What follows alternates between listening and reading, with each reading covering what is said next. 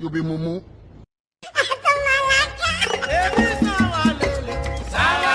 Sorry,